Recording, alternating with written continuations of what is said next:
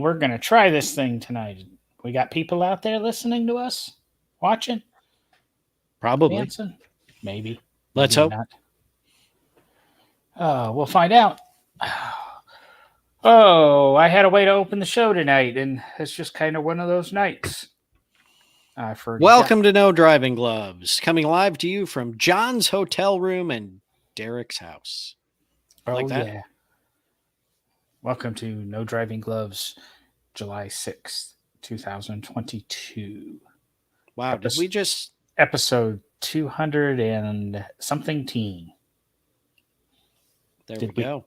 Did we just do what? Well, I don't know. It said live, and then all of a sudden it switched and said live and started a timer. So I'm wondering if we weren't actually live yet. No, I started a timer. Made it go live. You're watching somehow on a delay. Rock on. Yes. I didn't have a fancy dancy opening. I just did this 30-second countdown timer. Look at that. We're already losing viewers. We need to liven this up and start talking cars. Okay, so, let's do it. Oh. I had the annoying thing that... Oh. I'm just going to start. Brandy and I talked about it. I don't know when we should drop these in the show, but I'm going to drop mine at the beginning. Driver irritation of the week. When you're in a parking lot and you begin to back out of a spot or just back out of a spot, when did it become acceptable to just fly down a lane and to hell with everybody else? There's no caution or anything. If you're in the lane moving, to hell with anybody backing out of their spot, pulling into their spot. It's just, and it's doesn't matter, I guess, if it's the cars. The people do it when they're not in their car. I think we need to start running some of these people over. As more people die in the parking lots because they get run over because they're walking behind moving vehicles and not, they do it without even a care. I'm always cautious a little bit, when I'm approaching a vehicle and the backing lights are on. I either swing wide, make sure that they're not moving, make sure they see me. Not just, I'm going to keep walking by. And that's just me being, ignoring the world, and I'm in my own little place here. So that's what irritated me, not only this week, but probably the last 10 or 12 weeks. I back out of a lot of parking spots during the day. It is. No, I think it's a lack of common sense anymore, John. I see it all the time. I hate it. People fly down in their car, as you say, no caution. I've almost been hit a couple times. But actually, one of the other irritations is on the flip side of that, people that don't understand how to back out of their spot and actually turn the steering wheel so that they back out into the lane rather than backing diagonally across the lane and then having to do a multi-point turn because they got too close to the car in the other parking spot on the other side.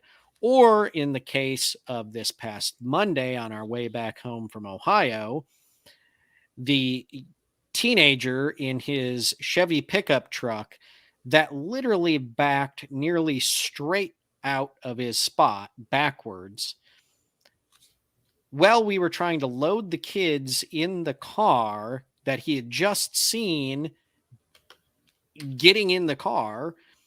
And his comment when I said something about it as he was backing up and backing straight into where nearly the kids were standing, he was just like, well, I got a backup camera. I can see you guys. No, that is not what the backup camera is. A fourth mirror. That's all it is. You should not be solely paying attention to your backup camera. You need to look at your mirrors, your rear views, side rear views, all of that, take in everything and back up. And also turn the wheels so the back end swings into the lane. Don't run over kids. Anyway, sorry. Yeah. Yeah. I have another driver irritation of the week, but that's just me going off on yours. Well, I'll say we'll hit your driver irritation of the week. What I want to at the say end, is it's some other. We'll pop it up in the middle of the show. unless it ties in somewhere. Yes, unless it ties in somewhere. Where was I there? Oh, and the thing I bought this cell phone holder for my car, and I had one and it cheaply constructed, and eventually the little pivot broke on it.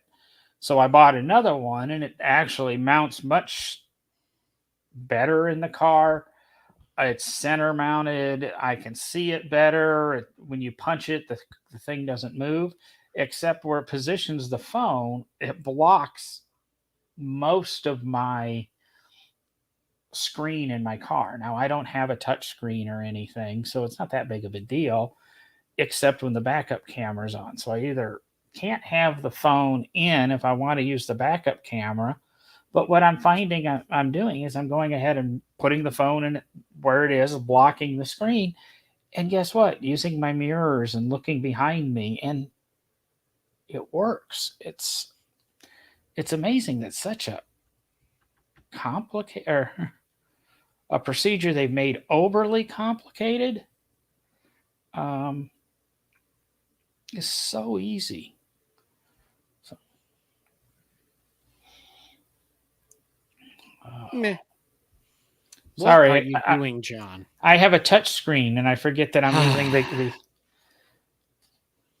He has a touch screen and he's trying to use the camera all at one time. Just Yeah. I'm very, very. I don't know if I can do this on this with the single screen. Does it let me? so if the listeners haven't figured it out yet, or at least the viewers that are watching live, John is in a hotel room tonight and doesn't have his full setup. So he's going to painfully walk through this episode of No Driving Clubs. Hey, but at least I'm completing my sentences and I don't sound too drunk. Too drunk. And Yeah, I walked. Tonight it actually is the beer. I walked into the hotel tonight and they go, "We're serving burgers and we've got drinks and cookies." And I said, "Well, can I take a beer back to my room?" And he said, "Yeah, not a problem." He gave me a big handful of Michelob Ultras. So I got Michelob Ultras to take home with me. There you go. So that's unfortunately, I had already ordered my Uber, which I guess this is car related. Thank God Amazon bought Grubhub or came into some agreement with Grubhub. I am sick and tired of ordering Uber. Boy, it's a John bitch fest. And they just eliminate parts of your order and they don't call and tell you. They, just poof, they're gone. And, the poor driver tonight, she was so concerned I'd take back her tip, because they forgot my meatballs with my side of meatballs with my ravioli. And it's just, I wasn't mad at her. It wasn't her fault. How do you know? What if she ate them? Yeah, maybe she did. I don't know. I don't know. I got my $11 back for them. So, well, there you go. All right. I can't believe they were $11. I don't remember them costing that much. But. That's an expensive meatballs. Oh.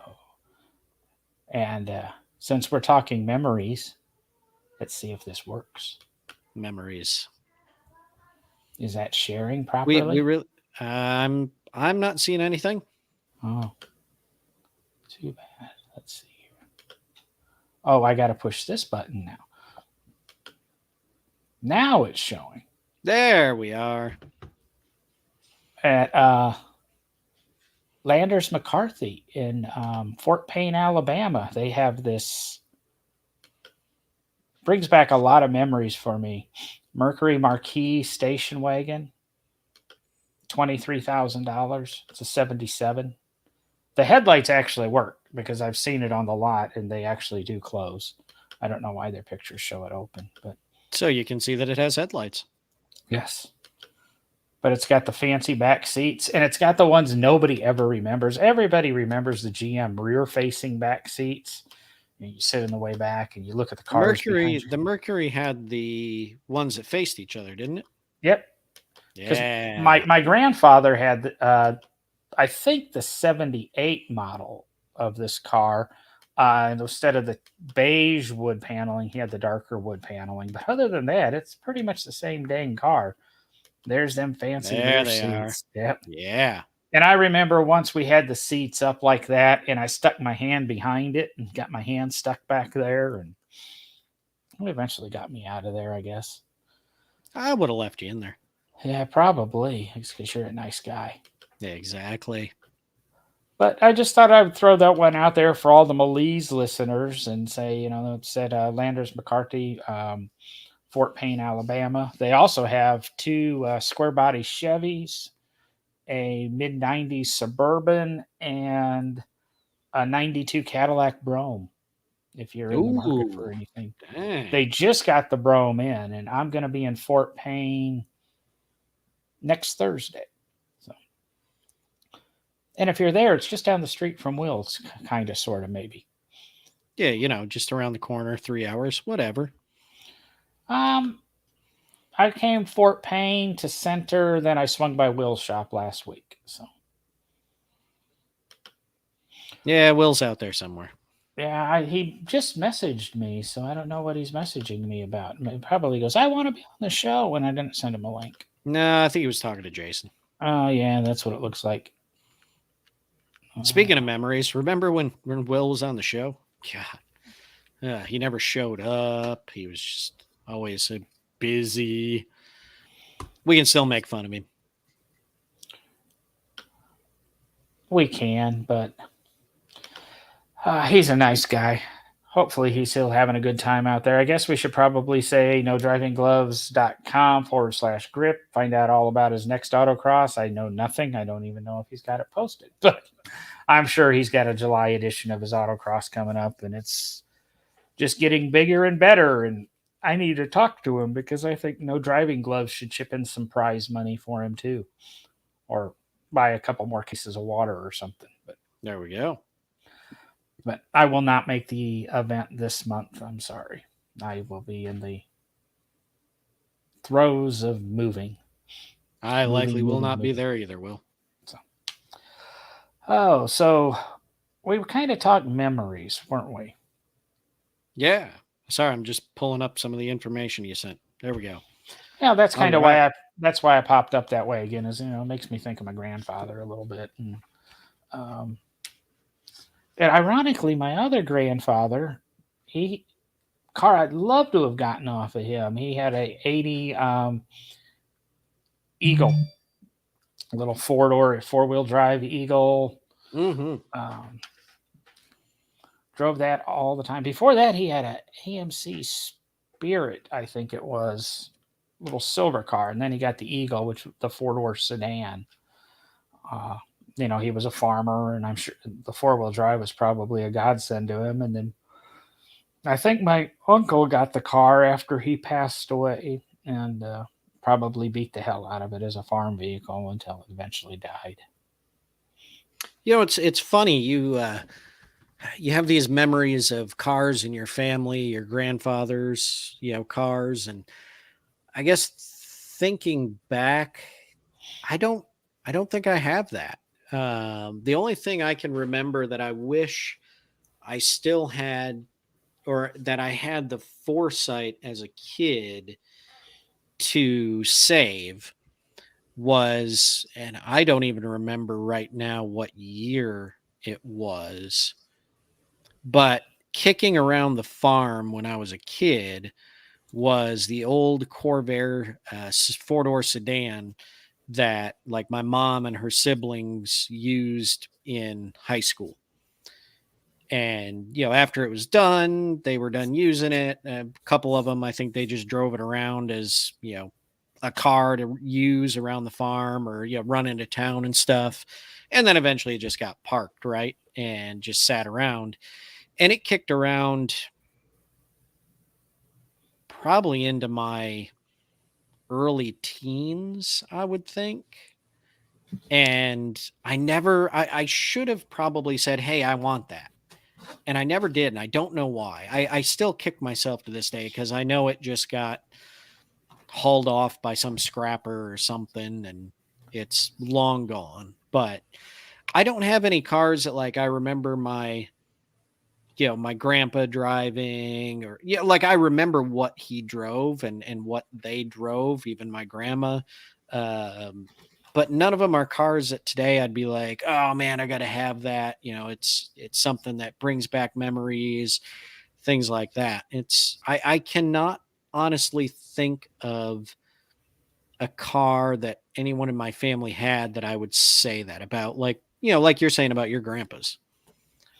Yeah, I mean, I remember them, and it wouldn't be like the fifth or sixth car in my collection, but if I had a 20 or 30 car collection, I might slip something like that in there.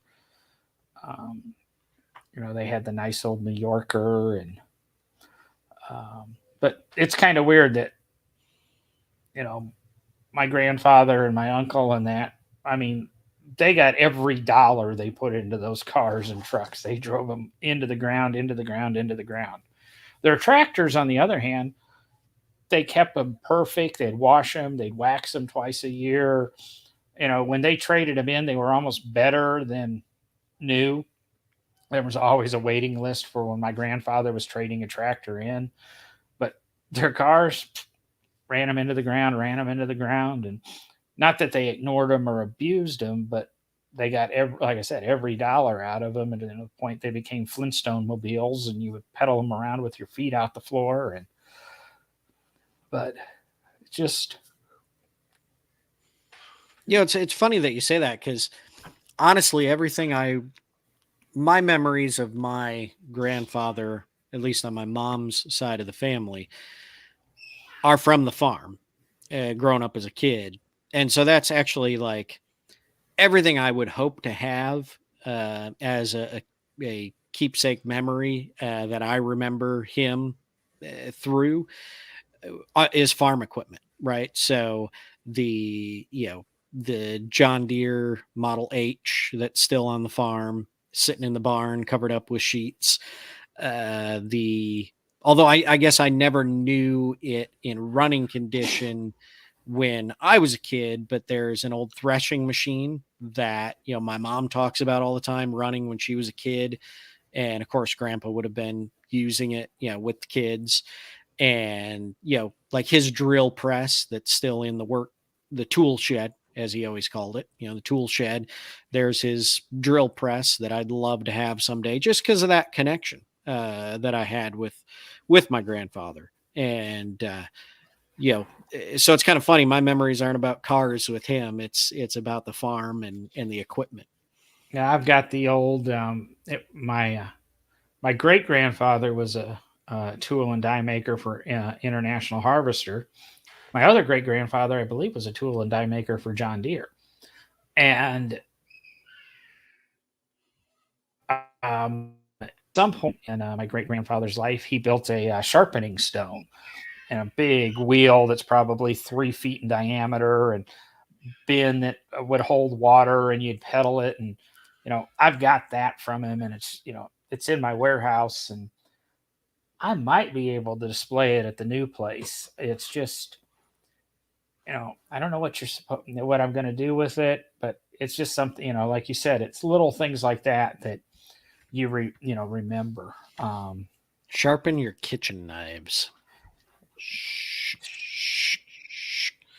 That's what you got to do with it right there. It should be in the kitchen so you can sharpen your knives. We can allude to Jason's comment. Did Brandy throw me out? And I had to get a hotel. No, not yet. This is part of work. No, but ironically, if I did that sharpen knives that way, especially her new ceramic ones, I'd probably be stuck in a hotel. Yeah. And then ironically, I believe she's actually at the apartment packing. So maybe she's actually throwing me out and keeping the apartment. She could be. Sneaking me Go out. ahead, do it. Do it, Brandy. He's got hotels. Oh. Yeah. Would have been much more prepared if I didn't have to spend another 2.5 hours on the phone with the points division of this hotel chain. Every stay I've got to talk to them about get my points. So but they're good for, 2 stays, get you a $50 Amazon gift card or a Lowe's gift card, or there's a few companies. But let's swing back to memories. And the memories of my grandfather, why I kind of went there, went from the Mercury to the Eagle, because talk about these manufacturers or maybe even car models that we have fond memories of, and maybe bring up what we think they be brought back, or it's always that conversation. Sometimes I don't think any of this stuff should be brought back, and you can never remake something as good. Look at the Ford almost did with the 05 GT, but their 19 GT, they kind of blew it there. But I don't know where we want to go. Do we want to talk about the slumbering automakers that are trying to claw their way back? Every now and then we see the new Packard or the new Duesenberg, or oh Lord, no. No, it's funny because I think it goes into the conversation that you hear a lot of people have sometimes. Wow, John, you could turn that off. As bad as Will used to be. No. This is probably Brandy, commenting. Probably saying, yes, you're right. Don't come home. But there's always the people that talk about, they don't make them like they used to, or they don't build them as good as they used to, or something to that nature or effect, right? And to me, that goes back to the whole what a lot of people refer to as the golden age of things. So a lot of people feel like they were born in the wrong time period, and there was a golden age that they should have been born in. For myself, I would probably say, had I been born right around the 1890s, because then I would have been teenage, early adult in some of the heyday of the automobile, even maybe a little earlier. So I could have been, in the 1900s, a little more involved. And just that whole time period, I'm fascinated by. But just because we're fascinated by that, and we think that it was a golden era, I think we have to remember that we don't build things like they used to, is actually a good thing. If we still built things like they used to, especially automobiles, there would be a lot more issues in this world, particularly, automotive deaths in car accidents. Cars are built, they might not look as good anymore. They might not have the styling cues that everybody likes anymore, but you're a lot safer inside those cars. And just think if we had the cars of yesteryear and their accident ratings and the safety that they were, which was virtually non-existent, and cell phones. Oh, what do you think? There's always been the comment that automotive deaths have kind of leveled out, and our cars really getting safer, etc. But I think if we eliminate cell phones, we would almost eliminate almost all automotive deaths. If you eliminated drinking and driving, and I think cell phones, you would eliminate 95% of automotive deaths. Good odds. It's just, they've made the cars safer, but we keep killing just as many people because people have to text and drive.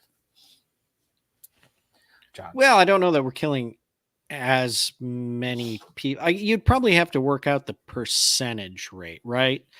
Because, a lot more people in the world, a lot more people driving than in the, say, 1950s. So you can't just go by the solid numbers of deaths per year. You have to make that a percentage of the population, right? And then figure that out, because I don't remember the numbers exactly, but it was quite high in the 1940s and 50s, the amount of people that were dying in the US in automotive accidents. Because for anybody that's listening that knows cars of the 1940s or 50s or even earlier, the 30s, the 20s, think really hard about how those were built and what the inside of those looked like. Most of them were solid steel, sheet metal dashes, steering wheels that were some kind of metal that could break and be very sharp as you impacted them. And if you go even earlier in the 20s and even into the early 30s in some cases, you know, cars that were nothing more than a wood structure with metal wrapped around them. And by the way, plate glass windows in a lot of those early cars. Not exactly the safest thing to be in the middle of a wreck. Actually, for most of us that go on, drive early cars on the road, a lot of people will say, well, my 1919 Chevy 490 Touring. Why don't you have seatbelts in that thing? Why don't you retrofit seatbelts? Because if I'm in an accident, I want to be thrown as far away from that car as possible. I don't care how bad it hurts when I hit the ground. I don't want to be impaled by wood or a piece of a metal steering column or something to that effect. I want to be able to eject as best I can away from that vehicle. So, I know we're talking about memories, but it just, to me, it brings up that whole, oh, they didn't build them like they used to phrase. And I think we have to really think hard about that when we talk about memories and the way things used to be built and the way things are built today. Oh, I mean, it's all part of the memories, and you saw brought up the what we remember about the older cars, and you brought up the safety, and I sit here and I'm in the market again for a second car to put miles on, and I go, oh, it'd be great to have a CRX, or it'd be great to. And, the memory, you know, you can't do that stuff anymore. I mean, it's a false memory. It's never going to be, I think, the same experience or as good of experience, no matter how much I lie to you and tell you it is. Um,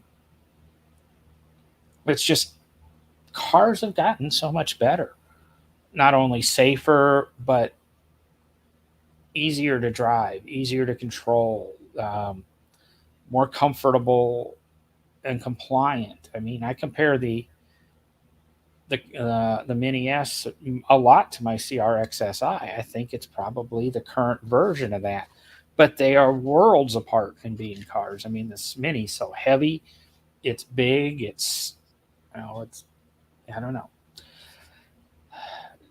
So when we sit back here and we think, well, think of the NSX. The NSX was a great car. It revolutionized the exotic car world, and that's we all wanted the NSX back, and then we got the NSX back, and nobody bought it because it wasn't the old car.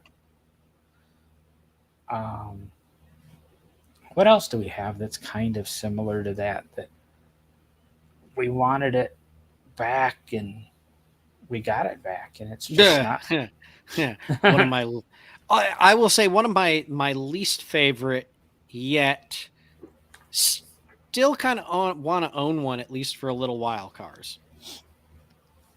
The comeback of the Pontiac GTO, the Holden Monero crossover. Everybody was excited and pumped to have a GTO back, a muscle car back on the streets out of Pontiac, and it was kind of a dud. They brought instead of building a new platform to build the car around and actually bring out a muscle car, they brought the Monero over. They put the Corvette engine in it and slapped some GTO badges on it. So, in thinking back to what the GTO was, and someone who had an old GTO when he was a kid, which, mind you, a teenager probably should not have a 1974 or any GTO when they're a teenager. But man, I loved that car. It was fun. It was not the, in my opinion, let's say, it did not honor what the GTO was to America as a muscle car in the 1960s and early 70s. But it had to be that because it had to meet federal standards. It had to meet federal safety standards, emission standards, so on and so forth, and keep going down the list. And the way to do that was to modify an already existing car that they knew would pass all of those, an engine and a car that could pass all of that, and make it an actual affordable, project for the company. Disappointing to people who love the old GTO and wanted something back, but step away from that and look at the car. It's a pretty cool car overall for a 2005, 2006 era muscle car. It's not terrible. You've got Corvette power, you've got a 4-seat muscle car, and it doesn't have terrible styling. It looks pretty good for what it is. Yeah, Jason commented that they picked up a GT this week. I offered him cash money for that car, and he turned me down. I'm not going to say how much I offered him, but I offered him cash money, and he turned me down. I'd probably say I'll double what Derek offered you. And he'd probably still turn it down. No. And there's another one, the Camaro that came back. I know people that love that car. I know people that hate that car. I know the guy that designed the car at GM, and it's there. Here it is again. It has, in this case, it has retro styling, unlike the GTO they brought back, which did not have retro styling. And there are people that love the fact that it's retro styled. GM is not a big retro style company, whereas Ford tends to be a little more in that retro design world with the Mustang, and at least as you said, John, the first iteration comeback of the GT, it attempted to capture that retro feel. And GM really never went big into the retro design field. They dabbled in it, but we forget the SSR and the HHR. We don't have to forget them. I'm just saying those are minor, minor design vehicles in the history. It's not like the Ford Mustang at Ford, which is a massively produced vehicle over the decades. When they decided to retro style it, I can't remember the year they brought that retro style out right now. It's either 05 or 06, I believe. Yeah. And I mean, they're still kind of carrying that retro feel of the Mustang on. GM never really has done it as big as they have with the Camaro. Let's say the Camaro is their big retro style vehicle. And, I like I say, I know people that absolutely love it. I know people that think the design cues are off on the car and they don't like it. So, it's which way are you going to go? I think GM got it. I've never been a big Camaro fan. I don't care what generation, I've never been a big Camaro fan. So let's put that disclaimer out there. But I think GM got it close to right when the first ones came out. Whatever that was, 09, 10, 11. Oh, I thought you meant in 67, 68, and 69. I was like, yes, they got it really right then. Yes. I was never a fan of that either. But I don't think they've improved it. I think the Mustang, both the Camaro and Mustang, I think it went the same way, and the styling, squishing the fronts, small profile headlamps, and things like that. Ford somehow has transitioned, over the last, what would that be? Damn near 20 years.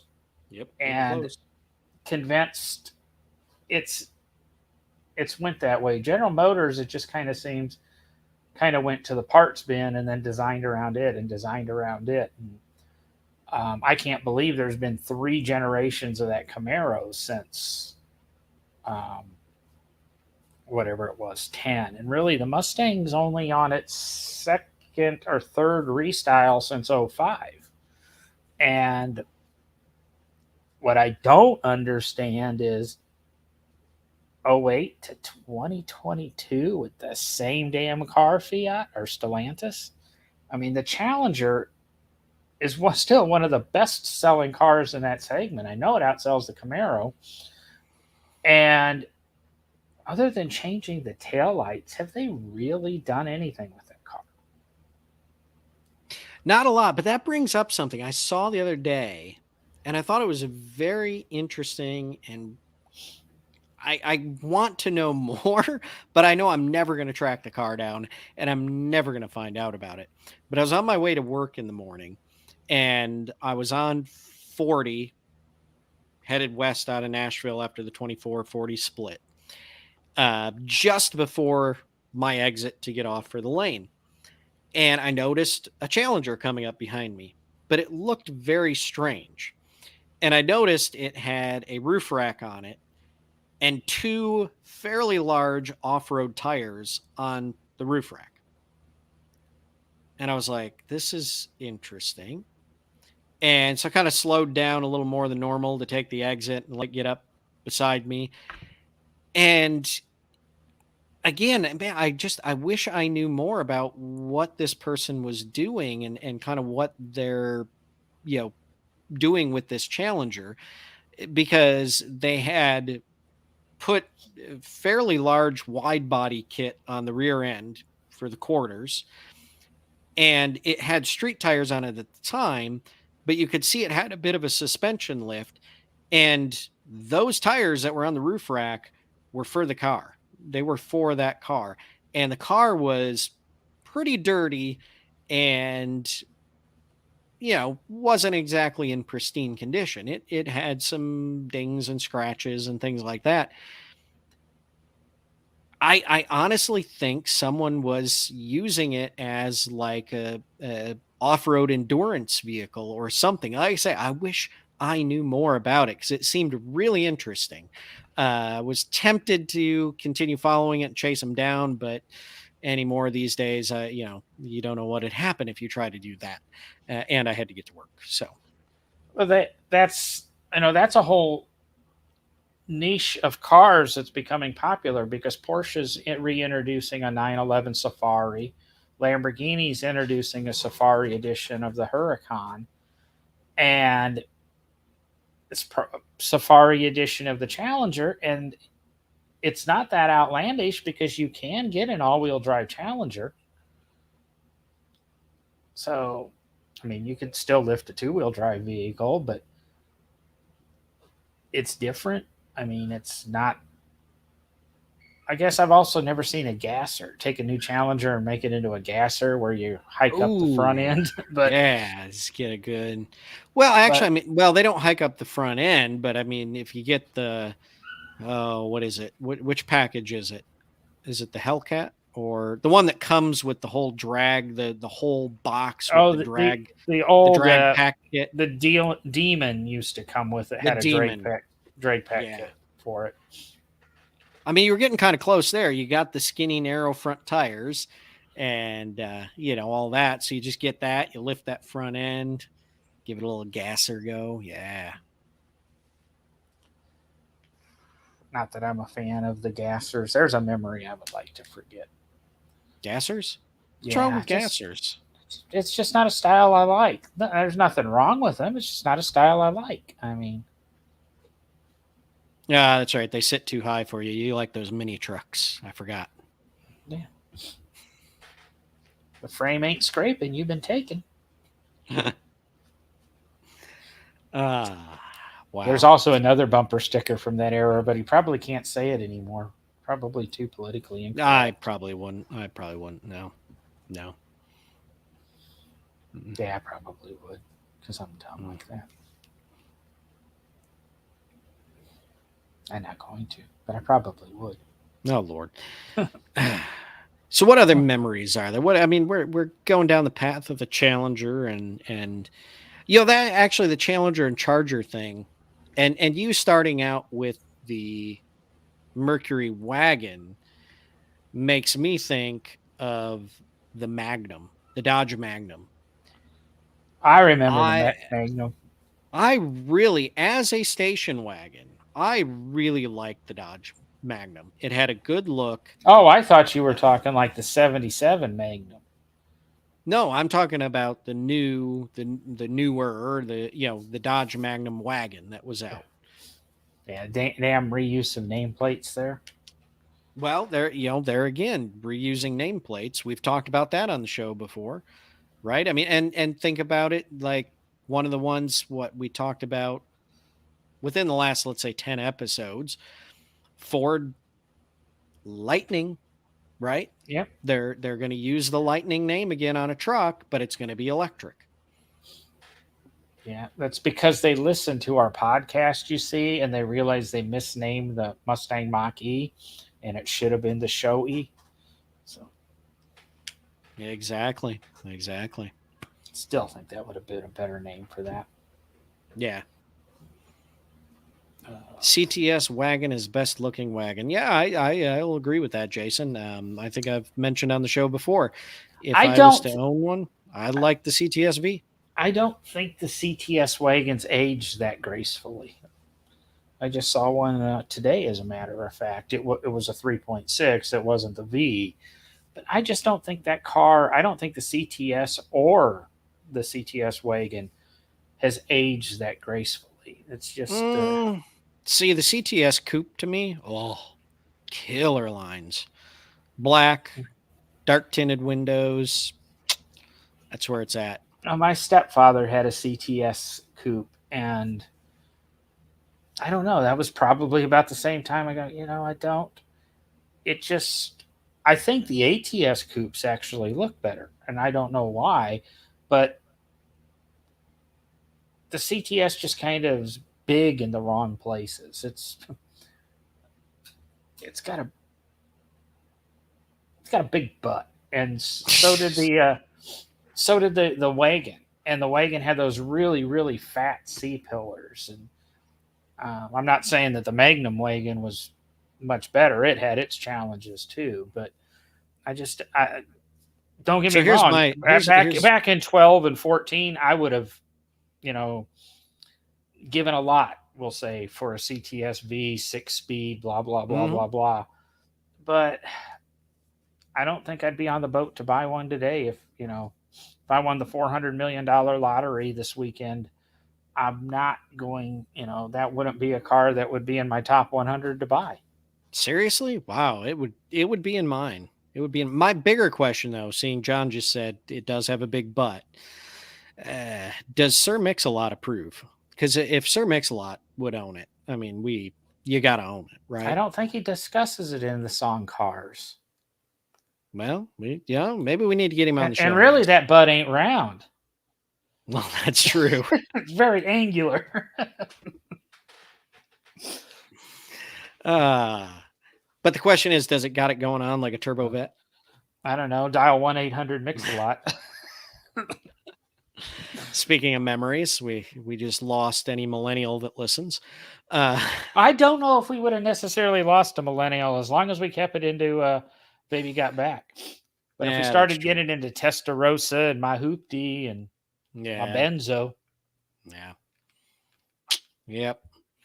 Man, there was just somewhere I was going to go. I had to get the Mix-a-Lot thing in and I completely forgot. Oh, yeah, that's what it was. So memories, and you're talking about, cars your grandpa's had or whatnot. And then you just throw out if you win the $400 million lottery this weekend, the CTS V coupe wagon, whatever, wouldn't be in your top 100. What would be your top memory car? Doesn't have to be number one in your list of cars that you would buy if you won the lottery, but what would be the one memory car that you would buy if you did have that 400 million?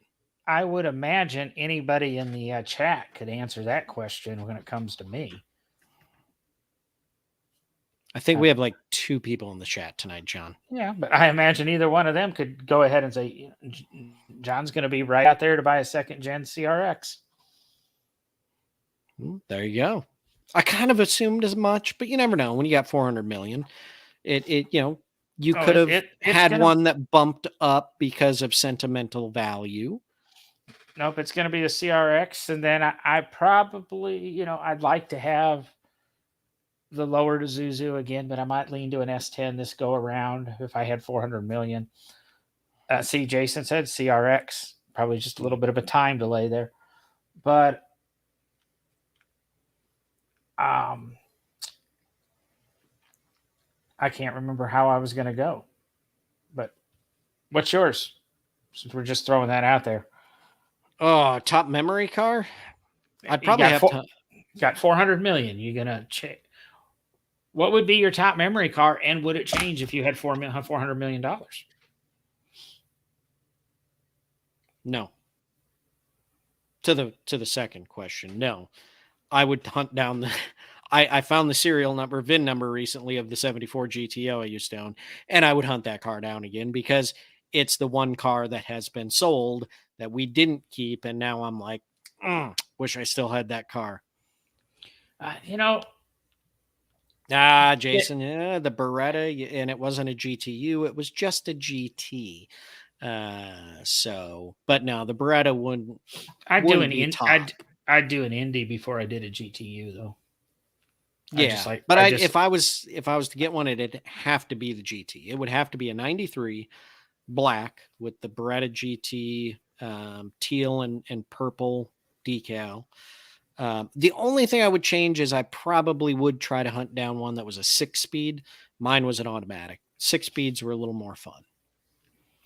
Now there is, if we're going to narrow it down to a single car, and I just talked about this with my dad recently. There was a 1984 Dodge 600 ES turbo convertible built in purple, one-off car for a lady that always ordered her Chryslers in purple. And it was the last car Chrysler ever pulled off of a line and custom painted. And if I could come across that car again, and I know it exists and I know it's in a collection, I just don't know whose collection. If you had that in front of me and a CRX and the numbers were correct, pricing wise, it would be a really hard to say which one I would say yes to first. I'd still go home with them both, but I don't know. I've always liked the old 600 ES turbo convertible we had. We had black with a gray interior with a black top, but that purple, it was a purple one with a gray interior and a white top. And I don't know, that one, I should have bought the damn thing when I had a chance. But it didn't sell for that much, and I should have bought it. But should have, totally messed up, John. Yeah, totally messed up. Should have, could haves, and would haves. Mm-hmm. So, did we see it seems like your dad had a lot of kind of cool and interesting cars as you were growing up. My dad, my parents, my dad had trucks, right? He's just a Chevy truck guy. He's always worked GM. So we always had Chevy trucks. I remember many of his Chevy trucks. At one point we did have I want to say it was like 89, maybe 1989. Olds Cutlass Calais. It was a 2-door, but of course had the back seat because my sister and I had to ride the back seat. Was it? Yeah, it was built off the Grand Am platform. Yeah. I'm just trying to remember the car. It was blue. Pretty sure it had a blue interior, cloth interior. Yeah. There's probably a picture of it somewhere, but we never really, I guess my parents never had crazy, interesting cars like it seems your dad had. Like I said, trucks, the cars. At one point my mom had a Dodge minivan. Well, and that's where I'm going. I can't say Dad's had that many crazy outlandish cars because he bought a Caravan in '84, actually '83, one of the first ones, if not the first one to be delivered in the town we lived in. And he drove a Caravan from '84 to '93, and then he got his Lexus and drove that '93 to '96, and then he got his Dodge Ram 1500 four-wheel drive pickup with a plow on it because he needed a plow again. And he drove that until probably '01 or '02 when he went back to a Caravan. So, And Jason, you used the wrong word there. John's dad still has a Sweet Viper. They never got rid of it. They still have it. Yeah, we still have it. Mm-hmm. And I was going to say, I mean, I can go down that list. We had the 69 Chevelle SS. We had the 70 Charger. Then we had the Dodge Aspen station wagon. Then we had the 81 Charger 2.2. And then it kind of gets fuzzy because there's company vehicles that get slipped in there. But when the Charger 2.2 got wrecked, we went to a Rampage and used a Dodge Rampage as a family of 4 car for a few years, or for a year or so, when we bought the Dodge 600 convertible, which was kind of my mom's car. Then Dad got his Caravan, and then Mom got a '87 LeBaron turbo convertible, the pace car edition, which, if anybody's listening, before I put it on eBay or anything, I have all the graphics for it, all the stickers that go to it, the key that goes to it, the custom pace car key, the wall graphic that went into the dealership, all of that. If anybody's got a '87 LeBaron that they want all the pace car stuff for, I don't know if, it's what, 40-year-old stuff now, 35-year-old stuff. So I doubt if the decals and that work, but I have them. And after that, he stayed with Caravans, and then they got divorced, and my mom got rid of the LeBaron for a '91 Grand Prix GT. And then she got rid of that for a '94 Mustang GT. And then that became Dad's still in Caravans, and granted the Viper slipped in there and things, but the Mustang became, can't remember what the Mustang became, but it became something else, which became a PT Cruiser, one of the first PT Cruisers ever delivered back when they were cool cars. And then that became, I think, a Ford Fusion, and they're into Cadillacs now. So, you reminded me of one vehicle that I probably would be a memory vehicle from family. On the farm, my aunt had a 1996 95, 96, somewhere right in there. Dodge Ram pickup. Obviously, Dodge Ram. Don't have to say pickup. But anyway, well, they had the Ram vans. But anyway, Dodge Ram pickup. But it was a regular cab, short box, 2500 series, and it had a dealer installed 3-inch lift kit, and it had the V10. That truck was an absolute blast. I had way more fun than I should have in that truck, and it was just really freaking cool. And I would own another 95, 96 era Dodge Ram set up the way that one was. If I couldn't find that exact one, I would find one set up the way that was, because it looked good, it drove good. I wouldn't want to drive what it year right did now you with say? gas prices, but What year were you saying again? Oh, V10. What year? What year? It was 95, 96, as I recall. Yeah, because he bought a Dodge 3500 chassis in '94, and he still has that. It's got a box on the back, and that it was a box truck. And then his '96 Ram went away because they have a tendency for the brake lines to rust through when he was plowing his driveway. Really steep hill, and the brake line exploded, and he ended up crashing it into a tree and totaling it. It was the tree, or it was the lake across from his driveway. He chose the tree. That was nice of him. But Jason, I don't know if you remember 2001, or really it was early 2000 that the 2001 PT Cruiser came out. They were selling for crazy money. Market adjustment type cars. And people wanted them, and my stepdad saw one on a Carrier. Actually, there were 4 of them, and he followed it to the dealership. And he went in and asked him, and they said, "Well, that one's not sold." And he said, "It is now." So that's how he got his. And they played with it for a few years, but eventually PT Cruisers became what they're thought of as now, and the whole thing got destroyed by the Chevrolet HHR. Yeah, exactly. Which, as a panel truck, was kind of a cool truck. Neighbor had one of those in Virginia. I don't know. That was some good memories, John. Good memories. I remember the old Chevy S10 Baja 4x4, Jason.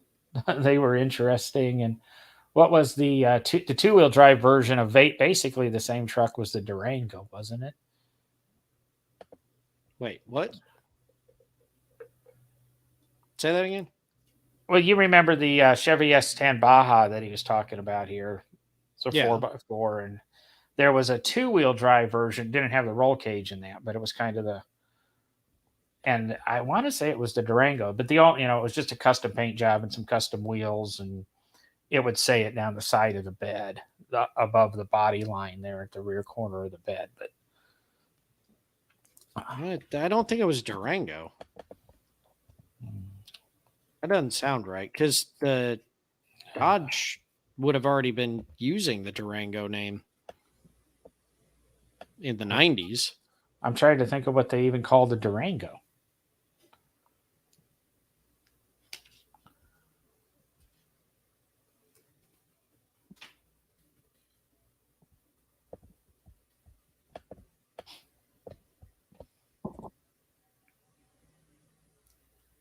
Right now I'm sorry. I'm trying to figure out what the. Yeah. Now, wait, are you talking? So there's the Baja. You're not talking about the Cyclone, are you? Oh, no, not the Cyclone or the Typhoon. The Durango is the SUV, but no, that didn't come out until 95 or 98.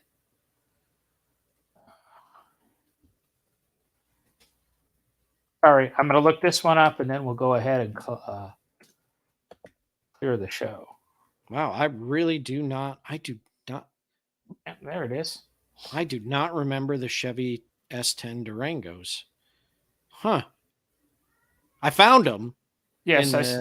They're in the 80s, 83, 88. Yeah, that's a different. There was a spec around 91, 92. 91 S10 Durango, yeah, right Collectors there. Beware, rare first edition S10 Durango. All right. Well, the Durango name sure has been used a lot. Ford Durangos, Chevy Durango, Dodge Durango. Geez. Can't tell if this one's still for sale or not. It's only got 121,000 miles on it, and it's an 82, so it's probably somewhere around $18,000, $19,000. Yeah. All right. Well, we solved that. We solved the world's problems. So let's wrap up No Driving Gloves. I just was giving you a hard time, PT Cruiser. My mom had inquired about one, and what? I was reading Jason. He was just giving me a hard time about the PT Cruiser. Oh Lord. He said his mom was interested, so they sent in and got the info packet and sent him a matchbox. I said, I had all kinds of diecast PT Cruisers, believe it or not, Jason, if you'd like to add to your collection. But I think we discussed memories. I don't know if we discussed memories the way we wanted to, but we talked cars, we talked memories, and we talked some bitching. Oh, you've got a bitch to do, and then we'll close out the show. Oh, that's right. I completely forgot about it. Yeah. So my gripe of the week, if you will, why people are tuning their cars the way they are in some cases. Two things that really bother me. The guys with diesel trucks that I believe it's called rolling coal, when they tune their engine so rich that they just blow black smoke out of their custom exhaust pipe that usually comes up out of the hood or out of the bed of the truck and tries to be like a semi. I just don't. I don't get it. I don't. I mean, That's a status thing, Derek. No, it's not. If you had the No, it's kind of not. money to turn $6 a gallon diesel into black smoke, No, because those are the same guys that are complaining about the price of diesel right now, but yet they got their truck tuned to blow out black exhaust anyway. And the other one on the internal combustion gasoline side of things is the tuning your engine to make it backfire while you're driving, dumping so much fuel that you can, tweak the throttle and get it to backfire through. Literally, it's same parking lot where the guy using his backup camera, the kid using his backup camera, came way too close to backing into the Acadia and my family. It wasn't 2 minutes before that I heard some import going by and he was blipping his throttle enough to have his tune set. And it literally was just like, I mean, all it was doing was back. Just boom, boom, boom, boom, boom, boom, boom, boom. It's like, usually when we start an antique car and it's backfiring like that, we try to adjust it so it stops. But now they're tuning it so it just does that. Like, I don't get it. I know I'm a little old man and get off my lawn. Yeah. No, they're I can't think of the character's name, but we'll just say Clint Eastwood. Yeah, it's a race car thing, I think, for that, because race cars do it, so it makes them seem like, when you can backfire again, gas through your exhaust, it's just completely unburnt fuel and you're just wasting it. It's showing how fast you go and how much money you have to waste. Yeah. See, Derek became a dad, and Derek. Exactly. I've always been a little old man. Now he's just really not just because I'm a dad. Now he's got kids to use as the excuse. Exactly. Get off my lawn. I got a story about that, but I don't know if the statute of limitations has run out. But wow. I was talking to somebody about writing a book the other day, and they said, you got to be careful because sometimes, double check that statute of limitations, because he had a buddy write a book or something and had two or three of his friends go to jail. Don't know how true the story was, but the names were changed to protect the innocent. Or the guilty. Not well enough. Or the guilty. I don't think the guy changed the names. That's always changed the names. Yeah, I think it was an autobiography or something. And when it's an autobiography, it has to be true. If it's not true, it's not an autobiography, hence the story. And it was believed to be true. And I believe the way it was told, the name somehow. I can't remember who was telling me it, so I can't tell you. I think I know who was telling me it, so I can't quite tell you the whole parameters. But we were supposed to end with your bitch. Yep. So, well, I wish I wrap it up. Wish I had my sound effect board. Oh, Jason likes rolling coal.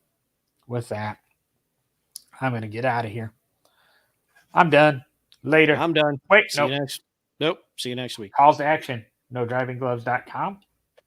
Check it out. Nodrivinggloves.com /coffee. If you want to buy us a coffee, if we're actually providing you anything of value, you can provide us some things of value in return. Just a cup of coffee. All the back episodes, everything coming up. Working on updating the Amazon pages. It should be ready for you in Prime Day. Prime Day in 6 days. So, and I guess we should have said it at the beginning. I think Derek and I are going to shift the old broadcast to Thursday nights at 9. If any of our regulars have a problem with that, let us know. We'll consider it. But I think we're going to shift to Thursday nights at 9. It's going to fit both of our schedules a little bit better, especially me after the move. But again, audio still comes out every Friday morning, and that's going to be the whole goal. So with that, I'm out of here. See you.